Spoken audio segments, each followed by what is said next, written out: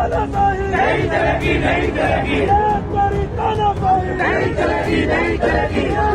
होश में आओ, होश में आओ, होश में आओ।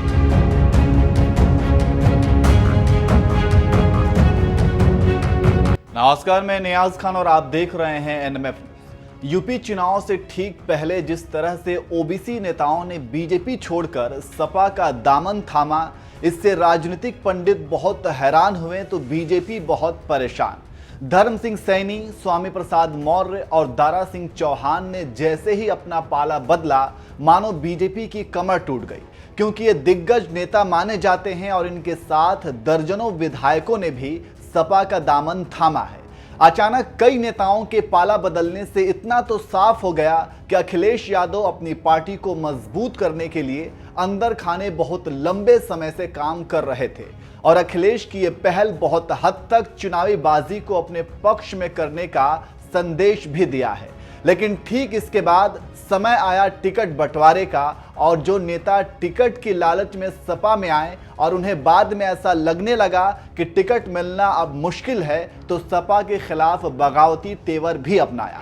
इसी के साथ साथ सपा ने रालोद के साथ गठबंधन कर मुस्लिम जाट समीकरणों को बैठाने की कोशिश भी की और राजनीतिक पंडितों द्वारा ये भविष्यवाणी होने लगी कि पश्चिमी उत्तर प्रदेश में सपा की तरफ से मुसलमान वोटर और आरएलडी की तरफ से जाट वोटर गठबंधन के पक्ष में दम लगाएंगे और पिछले चुनाव में यहां से बढ़त पाने वाले बीजेपी को इस बार करारा झटका लगेगा। लेकिन अब पश्चिमी उत्तर प्रदेश से सपा रालोद गठबंधन के लिए जाट मुसलमान समीकरण के लिहाज से जो खबरें सामने आ रही हैं, वो अखिलेश के साथ साथ आरएलडी चीफ जयंत चौधरी को भी परेशान करने वाली हैं।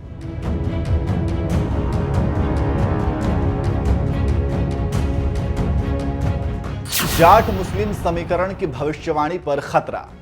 दरअसल अखिलेश और जयंत ने यही सोचकर हाथ मिलाया कि जाट मुस्लिम बहुल पश्चिमी उत्तर प्रदेश में इन दोनों वर्गों को साथ लाया जा सके।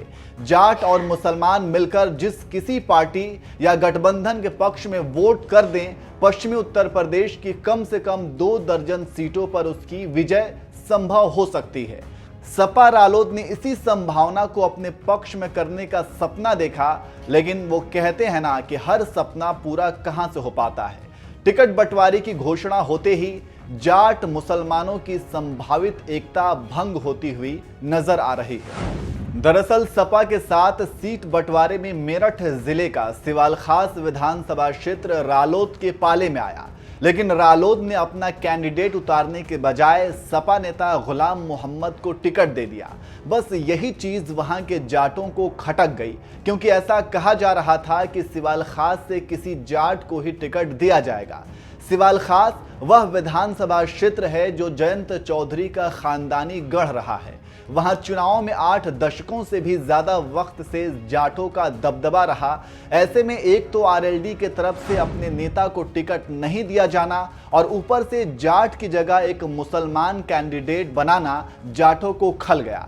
आरएलडी के इस ऐलान के बाद जाटों में अब गुस्सा है और अब ऐसा कहा जा रहा है कि जाट को टिकट ना मिलने के कारण अब वहां के वोटर बीजेपी की तरफ शिफ्ट हो रहे हैं और कहीं ना कहीं मुस्लिम जाट वोटरों का समीकरण बिगड़ता हुआ नजर आ रहा है।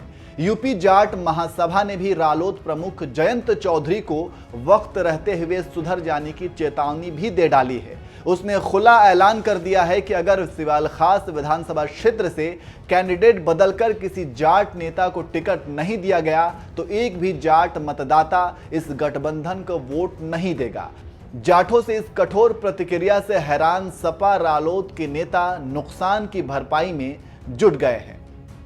बागपत में भी ऐसा ही बवाल बागपत के आसपास भी मचा हुआ है, जहां आरएलडी ने अहमद हमीद को चुनाव मैदान में उतारा है।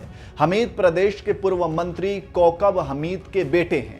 पिछले चुनाव में मायावती की बहुजन समाज पार्टी ने बागपत से इन्हीं अहमद हमीद को चुनाव मैदान में उतारा था, जो 30,000 वोटों से मात खा गए थे। अब वो पाला बदलकर आरएलडी में आ गए हैं तो उन्हें टिकट मिलने से जाटों में भारी गुस्सा है। वो इस बात से हैरान हैं कि एक तो मुसलमान, दूसरा पिछले चुनाव में भारी मतों के अंतर से हारा हुआ, फिर आरएलडी ने क्या सोचकर इन्हें अपना कैंडिडेट बनाया। मुसलमानों में भी गुस्सा। गुस्सा सिर्फ जाटों में नहीं है, मुसलमानों में भी गुस्सा देखा जा रहा है। दरअसल बगल के मुजफ्फरनगर जिले की 6 विधानसभा सीटों पर एसपी-आरएलडी अलायंस ने एक भी मुस्लिम कैंडिडेट को टिकट नहीं दिया है। इस कारण कादिर राना जैसे दिग्गज मुस्लिम नेता के भविष्य पर सवालिया निशान खड़ा हो गया है। उन्होंने टिकट की आस में ही सपा ज्वाइन की थी, लेकिन उनकी आस आधी अधूरी नजर आ रही है। आपको बता दें कि पश्चिमी उत्तर प्रदेश में 71 विधानसभा सीटों पर 29% आबादी मुसलमानों और 7% जाटों की है। दोनों की संयुक्त तो 35% आबादी 2 दर्जन से अधिक सीटों की किस्मत तय करने का दमखम रखती है। ऐसे में दोनों समुदाय को खुश रखकर 35% का वोट अपने पक्ष में रख पाना मुश्किल नजर आ रहा है। इस खबर पर आप क्या कहेंगे, कमेंट करके जरूर बताएं।